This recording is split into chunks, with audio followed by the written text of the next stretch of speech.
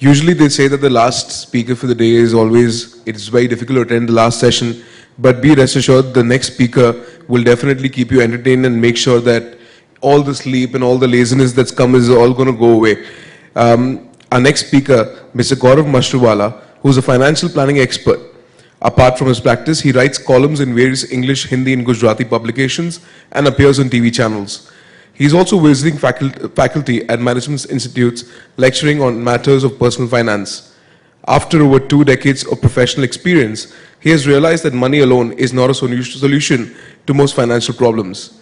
There is a need to look at money and wealth in a more comprehensive and holistic manner. To gain more insight into the subject, he relied on scriptures. Based on the treasures of wisdom found in the scriptures, he started delivering lectures on yogic wealth and currently is in midst of writing a book on the subject. Let's have a round of applause for Mr. Gaurav Mashruwala, please.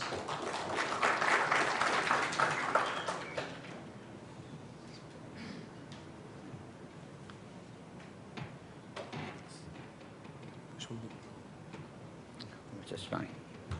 Thanks. Thank you, E.T. Maniguru. Thank you for inviting me. Since ancient times, India has been known globally for various things, but in modern times,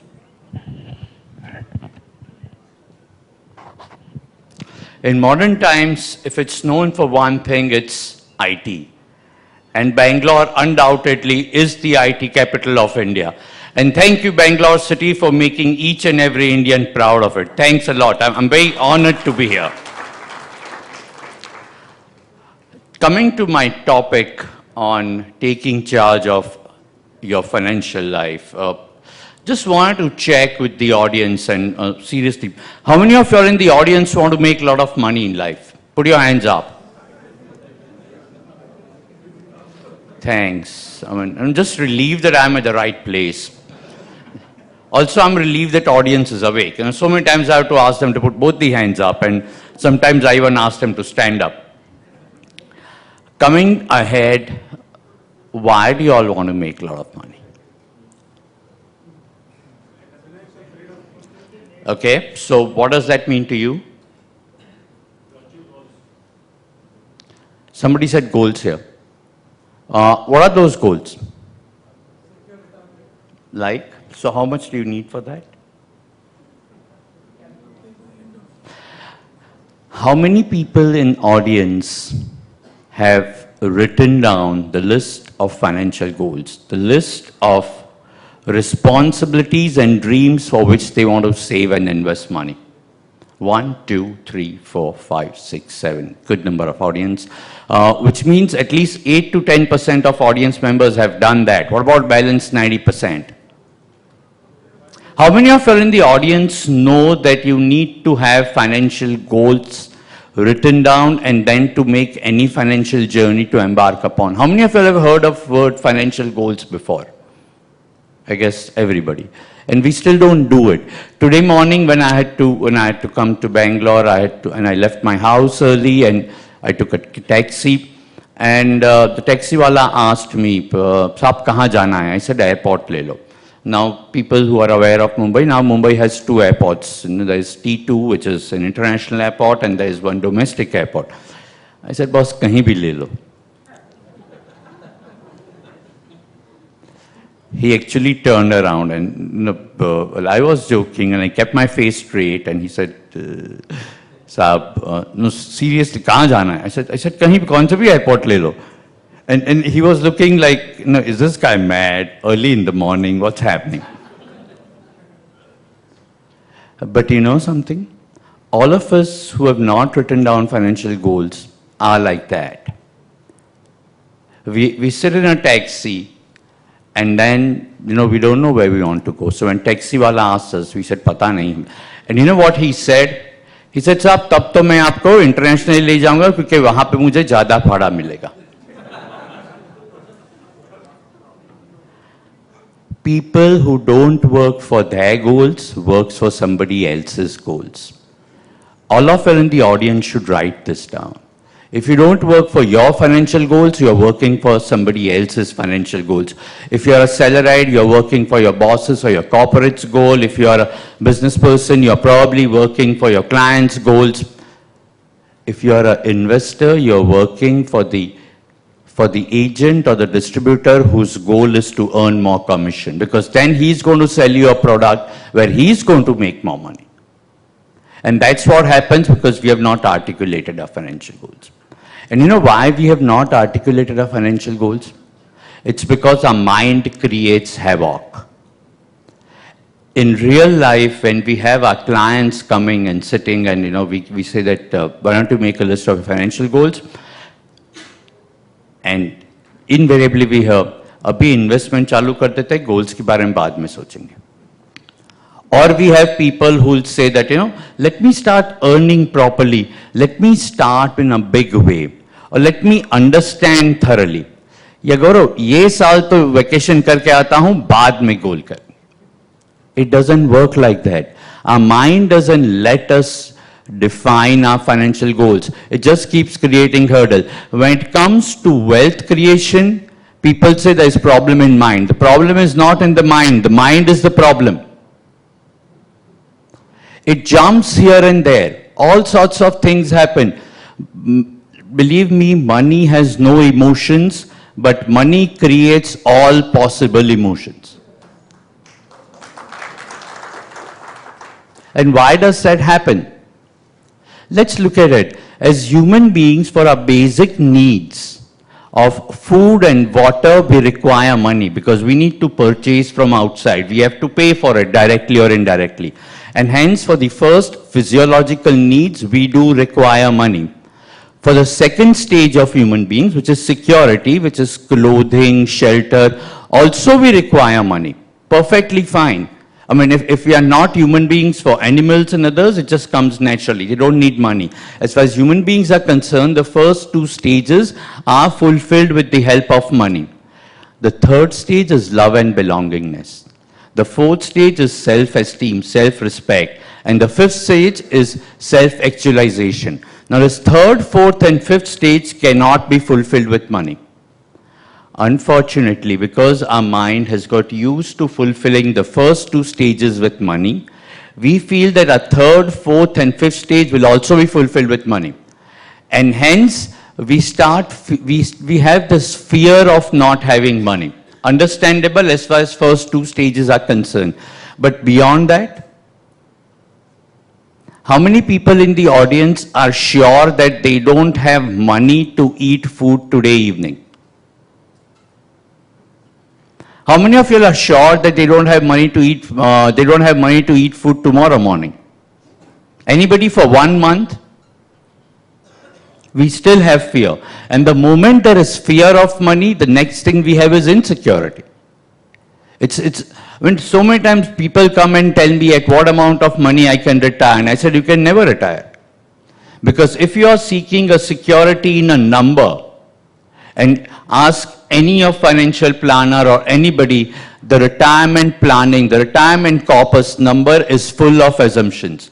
So we would assume that what is your cost of living today, and what will be the rate of inflation, and what will be the rate of taxes, and what will be the rate of returns, and based on that we'll arrive at a corpus, and then we will say what is the expected life expectancy, and then based on that how many. These are all assumed numbers. Does that mean you don't prepare? You do prepare. I'm not saying that. I'm not saying don't, but don't seek security in a number. But people have insecurity. Now, if we have fear of money, if we have insecurity, we are bound to have greed. All those people who lose money in stock market is because there was a greed. It's not that stock market is bad. It's the greed that's bad. Now, all these kind of anxiety, greed, insecurity, fear comes in. At the same time, because we are trying to fulfill our needs in terms of love, belongingness, self-actualization, we start feeling insecure about that. We start having inferiority complex about that. He has the latest handset, I don't. Have I arrived in life? Advertisements play their own role. So it's like our existence is now dependent whether people will acknowledge me or not, my friends will take me out or not, how will people look up to us or not, is dependent on things that we have or things that we don't have, to be honest. Just tweak that thing. You know something? Instead of making list of things we don't have, make a list of things we have. You'll be much more satisfied. Just make list of things that we have. We have enough money for food, we have enough money for clothing, we have enough money for shelter. Yes, we do require money. I am not against money. Honestly, even our scriptures are not against money. In fact, scriptures are so brilliant. Scriptures go on to say that good people should acquire wealth and use it for the benefit of society and community. If they don't do it, then evil people will acquire that wealth and use it for the destruction of mankind and the entire universe. It's not, that's why it's been given status of goddess Lakshmi. So it's not that we should not have money, we should have money, but it can't be that because we have money we are fine. Your happiness cannot be dependent on money. I do so many TV shows, I do so many lectures, and when I see people who are assured of enough money for food, clothing, shelter, healthcare, and yet that anxiety, yet that insecurity, I feel why is that needed? Please make money, there's nothing wrong in money, but is it something that you don't enjoy your existing state? I keep seeing people again and all these emotions that arise of greed, fear, panic, anxiety, ego, jealousy, and then there is frustration. When will I have enough money? All those are not needed. And then somebody said we want financial freedom. Now when we want financial freedom, what do? We feel that we want, with more money we will have financial freedom. Believe me, financial freedom will not come with money. Financial freedom will come when we have freedom from those thoughts. It's those thoughts which is creating problem. It's not money which is creating problem. At what amount of money will you feel that, okay, now I have financial freedom? People have not even defined their financial goals. Then how would we know at what amount of money we will have financial freedoms? And then you know what happens? We become bonded laborers. I see so many youngsters, huge amount of debt, EMI, and a lot of these EMIs are more of lifestyle related. They can't leave their job. They have to continue working. I had a classical case. There was this young couple, very, very well-to-do, and I'm saying young, late 28, early 30s kind of couple, husband, wife at very, very senior level.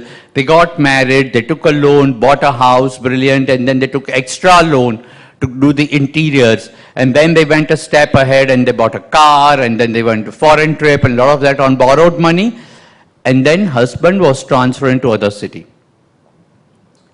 Same company, same bank. Now they both are working in different cities. They're trying to get transferred into same city. They're not getting it, and they don't have choice but to live like this because they need an institution who'll hire both of them, give them a posting in same this, and take over a loan. Now they are bonded laborers. I find a lot of people who are at a very senior level, very fancy designation and earning well, and probably they're doing well for their employer as well. But then they don't have enough time for their family. They don't have enough time to enjoy that wealth. Aren't they the bonded laborers? Isn't that a complete I'm not saying money is bad. I'll probably repeat this several times, but are you enjoying the state that we have? We get into that situation. Because we are so much chasing money, it reaches a stage where we look at our annual growth in terms of money. Should our annual growth beyond a point of time be looked in terms of money, or should it be looked in terms of how much more time I could spend doing hobbies and activities that I like compared to previous year? Or probably socializing, meeting friends, family. Is what should be my real measure of growth? Should my real measure of growth be in terms of how much more healthy I am compared to last year? How much less times I visited doctor or took less medicine compared to last year? When we see youngsters getting into blood pressure, diabetes, stress, is that really needed when there is enough money for food, clothing and shelter? The entire thing about taking charge of financial life is it's not about going against money. It's about enjoying the wealth that we have. And again, our scriptures have defined this in a very brilliant manner, because there they are talking about wealth in a very holistic and comprehensive manner. Believe me, we are blessed to be born in a region where our sages knew what the wealth is. They're talking about 4 kinds of wealth.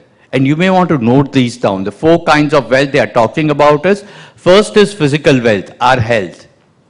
Second is our social wealth. which is our relationship with spouse, children, family, friends. That's our social wealth. Third is emotional wealth. And fourth is financial wealth. So we're talking about physical wealth, social wealth, financial wealth, and emotional wealth.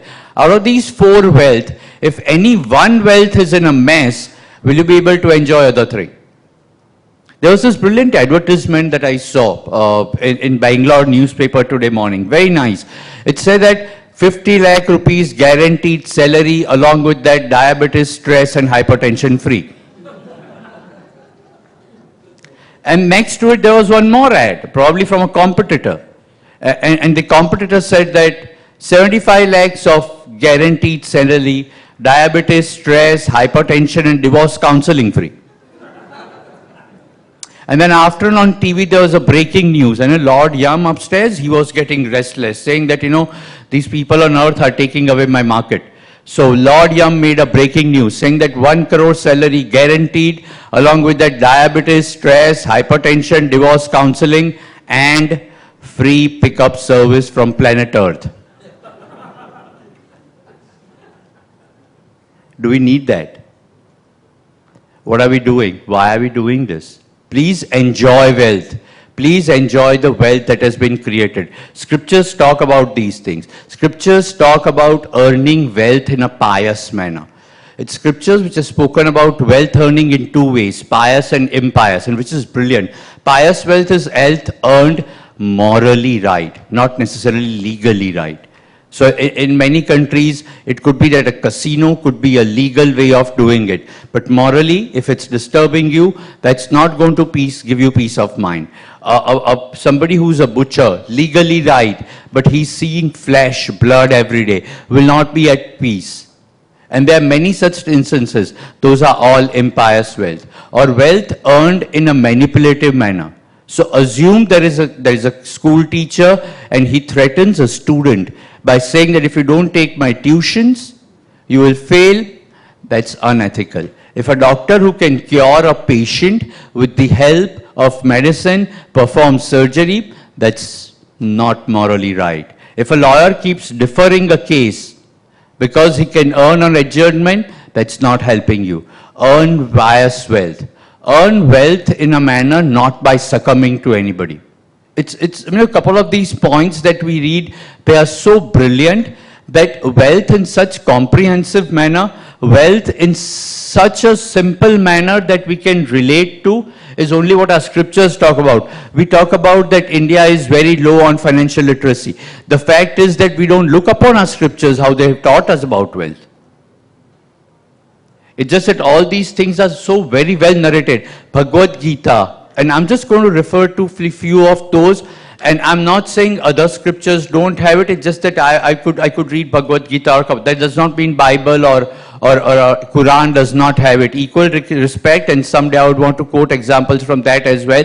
But chapter 16, and I mean, this is a tech-savvy city, so even if you get an app, you can check. Chapter 16 of Bhagavad Gita, shlok number 12. And whenever you get this opportunity, just do it in simple. It very clearly states that somebody who's earning money for his greed and anxiety in a manipulative way is asur, is rakshas. It's very, very nicely written. So I will talk about financial planning in later half, and speakers before me have spoken as well. But since I'm talking about taking charge of financial wealth, it's important to know that why are we accumulating financial wealth. In fact, there is an easier way, even goal setting. Goal setting can be done in a more family-oriented way. Can I just have this picture fully? Is it possible?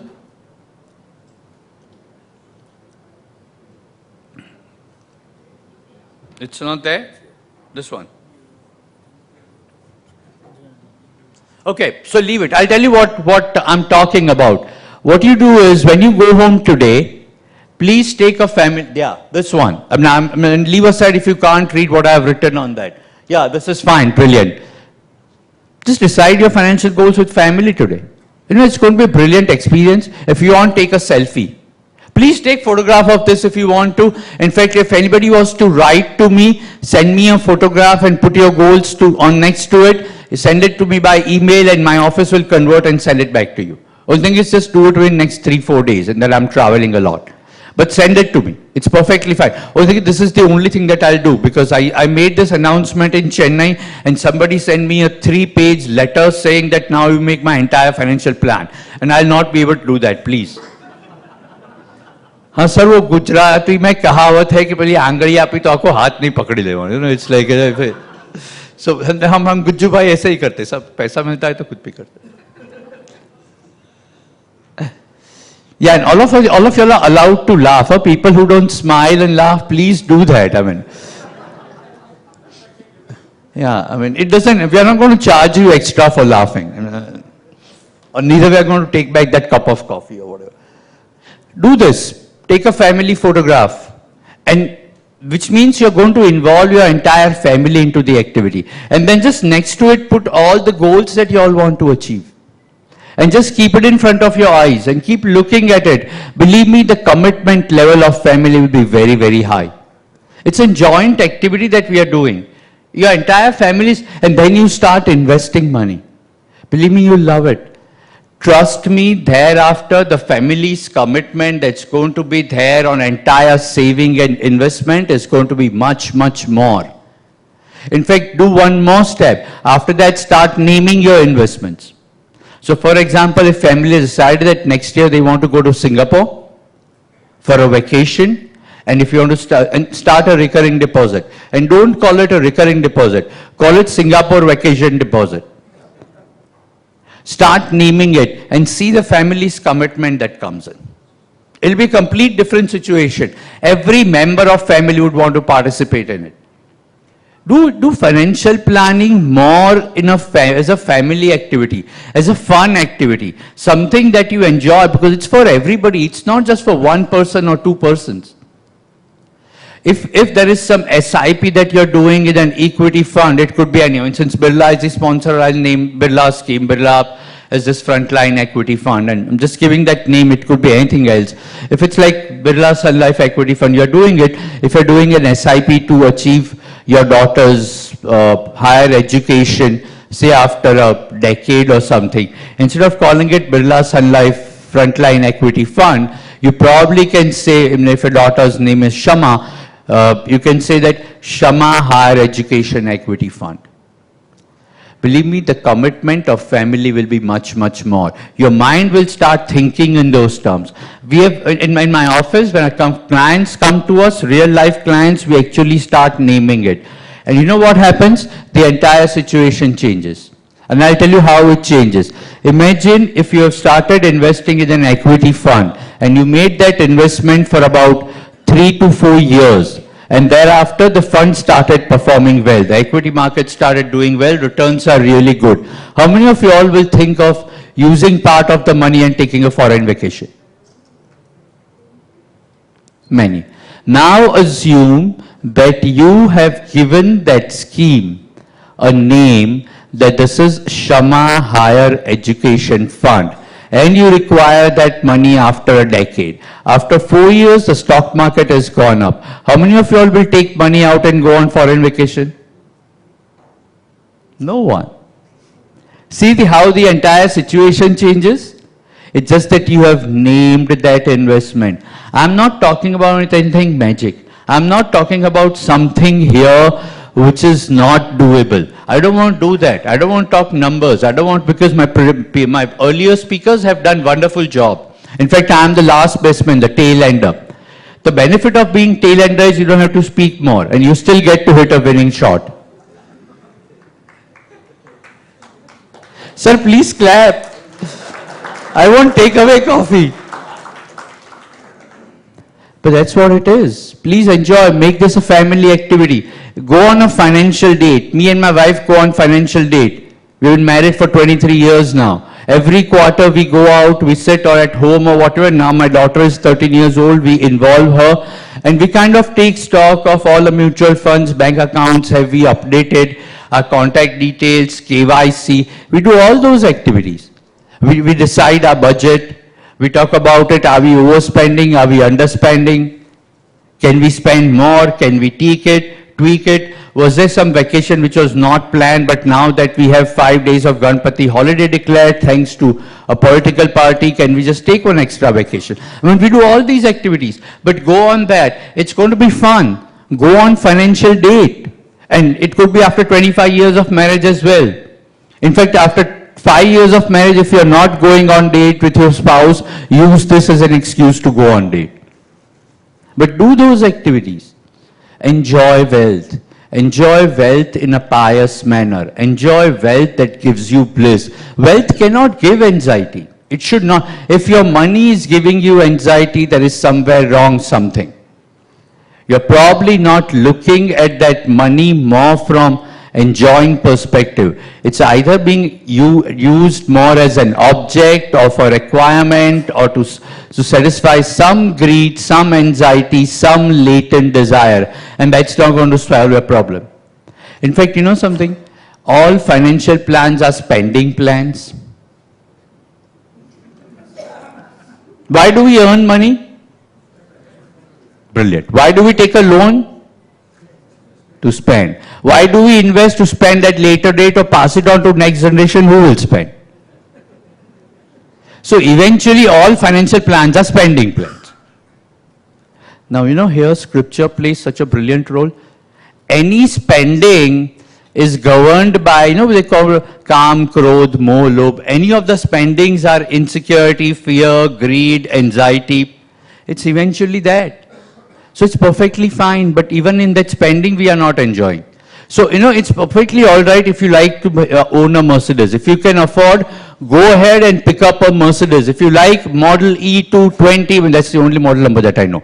If you like that model number E220, please go ahead and pick it up and enjoy that. But after purchasing that model E220, if you are going to feel that the Mercedes next person has is either a latest model or an older model, if that person has an older model, you're going to feel good. If he has a latest model, you're going to feel inferior. What's the point in having that Mercedes? If you like, as a family, to go out and have Domino's pizza, and whether you have cholesterol, diabetes, please go and have it once a month. That once a month will not increase your diabetes or cholesterol. But when you go for pizza at Domino's, if you order at home, and then 5 members family, one of them is on WhatsApp, one is on SNS, one is on phone, 4th person is watching TV, is there fun having the Domino's pizza? Are we enjoying social wealth? Believe me, our strongest wealth is not financial wealth. Does not mean we don't require money, but we require all 4 wealth that I spoke about. Coming to financial planning, it's very, very important, and that's what, where is my talk time? Sir, how much talk time I have? 10 minutes, yeah. He controls my talk time, and I tried kind of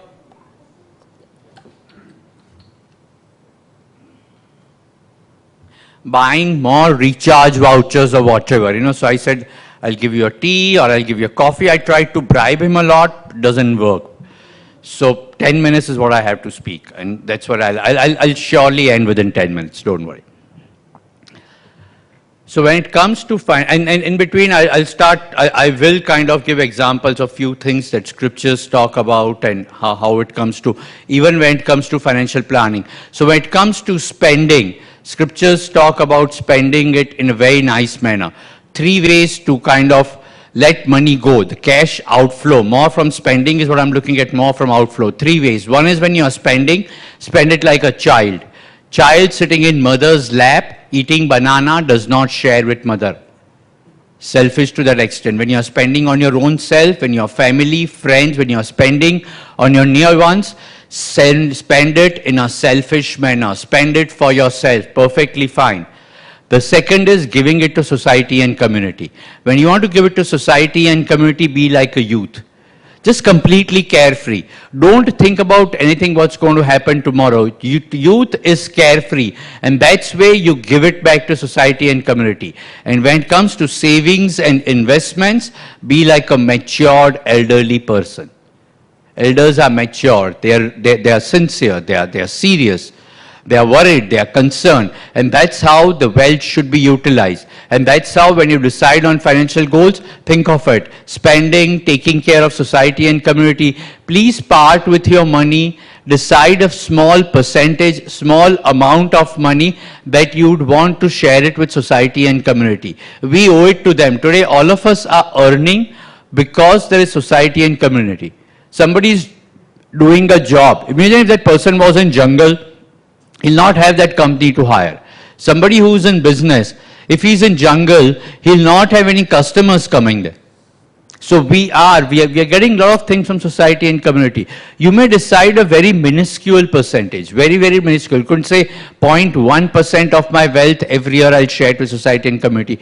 Do it, it will give you more mental peace. All these activities are for your mental peace, not for anybody else's mental peace. So when you're making financial plan, when you're doing this, add this as something that you want to repay. But the first thing is that decide your financial goals. Go on financial date. Involve family. When you make investments, link it to a particular goal and start naming it. Then we come to a second stage. Please ensure that when you embark on your journey of wealth creation, the first step that you take is wealth protection. Have some contingency fund. There could be instances where there is an income loss because either there is, some kind of slowdown, so there is a pay cut, or you have lost job because economic conditions are bad, or there is some kind of catastrophe, and hence there could be a situation where there is untoward incidences happening, and hence you need to have small amount of contingency. Normally we recommend about 3 months expenses as contingency. Retired people can keep it more, and the situation could be different from individual to individual, but contingency fund creation is the first thing. Keep small amount of money in form of cash at hand, in-house. Because like in Mumbai, few years ago, we had this 26th July, major downfall. The ATM machines were submerged, and we still had to buy milk and vegetables next day. I can't go and tell vegetable vendor ATM machine पानी के अंदर है, ये ATM machine card देता हूँ, आप मुझे दूध दो. नहीं, you have to pay cash, so you need to have small amount of cash at home. Rest can be kept in savings bank, linked to fixed deposit. If it's a larger amount that's coming, liquid mutual funds. But banks and liquid mutual funds should be your second and third kind of option, because if there's a contingency on Saturday evening, ATM machines are available, liquid mutual funds will not give you money. At the same time, if it's large amount, don't keep everything there, because liquid funds can be a little better option. Then after that contingency, it comes health insurance. Look at health insurance. Now, many people, when I ask them, do you have health insurance? The answer is yes. My employee gives it to me. And I say, have you walked up to your HR department and found out what kind of cover you have? Is it limited? Is it unlimited? Is your entire family covered? Does your family member know how to claim that money? What happens if you are ill? Even if you have taken health insurance policy on your own, please ensure that every adult member in the house is aware of that policy, has the name of that agent, number of that agent, how to take the advantage of it. No point in having just health insurance and family members not aware of it. Lord Yum, the way he did a breaking news today, he normally doesn't do that. So he's not going to call you up and say that, I'm coming there for an illness, please keep your health insurance papers ready. It doesn't work like that. Please ensure that family members are aware of it. When it comes to life insurance. Now, is it life insurance or death insurance?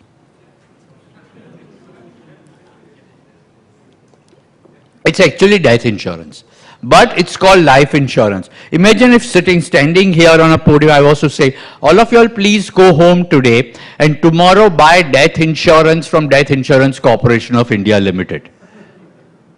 I mean, even Edge will not call me next time, saying, Gaurav, you're a good speaker, that's okay, but stay home. I've observed very interesting phenomena. Most Indians die in the month of February and March. That's when maximum life insurance is sold. From the, financial year, from the perspective of getting tax benefit. You know why people buy life insurance? Either to save tax, or a colleague's wife, a friend's child, or a neighbor, or somebody has become an insurance agent, uska target khatam karna. These are only two reasons people buy life insurance. Life insurance should be bought to cover the risk of death. When a family member dies, there are two kind of losses that happens. One is emotional loss and second is financial loss. We can't replace emotional loss. Only financial loss can be replaced. Therefore, only those members of family whose death is a financial loss require life insurance. Others don't. So don't purchase life insurance from the perspective of tax saving, investment, or because your colleagues, your daughter became an insurance agent, or your friend became an insurance agent, or your banker or chart accountant, somebody's insurance agent. Please don't do that. And if you have to do that, because there are some compulsions, take as small policy as possible and don't consider that as a life insurance. I mean, it's there perfectly fine because it's not a, as of now, it's not a brilliant product. At some point of time, if expenses go down, life insurance may turn out to be a good product. So it's, what I'm saying today here is, except what I've quoted from scriptures, nothing is perpetual. It will just keep changing. So the first step is deciding goals, doing it with the family. If you have made any investments, linking those goals to whatever investments, linking those investments to goals that you have had, contingency fund, health insurance, life insurance, loans. I was doing this event in Barodara and मैंने प्रश्न पूछा वहां पे कि loan का मतलब क्या है? ऑडियंस में से कोई खड़ा होकर कहता है उसको उल्टा कर दो, ना लो. Yeah? I'm not against loans, but be very, very careful. If you are staying in a rented premises, it's perfectly all right to take a loan, pay EMI and own a house.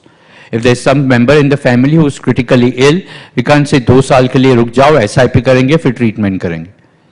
It doesn't work like that. I mean, if you have not taken health insurance, if there is not enough health insurance, if you take a loan, take a loan.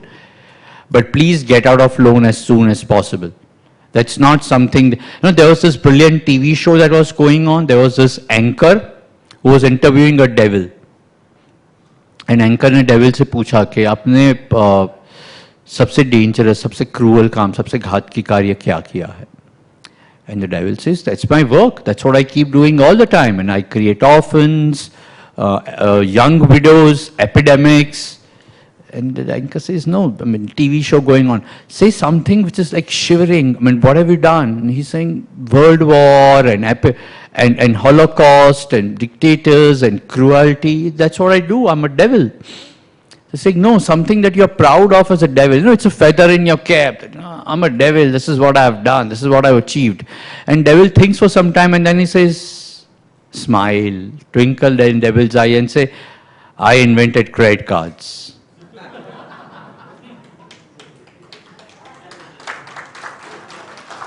Sir ये तालियां devil के लिए, मेरे लिए नहीं, मैं devil नहीं हूं. But that's what it is. So if you have taken a loan, it's perfectly all right, but get out of loan as soon as possible and thereafter come to investment. Investment comes fairly late. Whenever somebody asks me that I've started earning, what is the first thing that I should do? And I said, start, create a contingency fund or decide a goal. They find it a little weird, but that's what I really mean it. Unless all the steps that I have spoken about, if you have not done that, don't embark on your journey of investments, because what will happen is, if you have not done those things, what you will do is, you'll start looking externally. Ideally, when you make your investments, look at internally, your financial goals, your situation. But because you have not articulated your financial goals, we'll start looking at outside. How is market behaving? What is going up? Equity market going up or down? Gold going up or down? What is government policy? What's happening in Greece? It doesn't work like that. If your son has to go for a higher education in 6 months' time, can you say, why don't you defer by 2 years? Something, I think Infosys will give bonus after 2 years. 2 साल के बाद पढ़ने चले जाना. Doesn't work like that. If your expectant daughter has come home for delivery, can you tell her, बेटे वो delivery है ना, वो थोड़ी defer कर दो, stock market थोड़ा बढ़ जाने दो? Doesn't. Our financial goals are not as dynamic or volatile as external situation. We will have to fulfill those. So look at your own internal situation and then make investment and name those investments. And as I said earlier, keep reviewing it. Go on financial. date, or whatever way you call it. It's not important to earn money. It's more important that that money gives you peace of life. And hence, ending with again what our scriptures say, prayers to God that all of you all get wealth, which is unpagaminim. What does that mean? I mean, it's a Sanskrit word and difficult to kind of translate in English, but what it means is that once Goddess Lakshmi, once wealth comes to you, it stays with you. Unpagaminim, because after that, Lakshmi does not have any legs. It just stays with you. Not for 1 year, not for 5 years, not for 10 years, for generations. So prayers to God that all of you all have Lakshmi, which is unpagaminim. Thank you very much, Bangalore.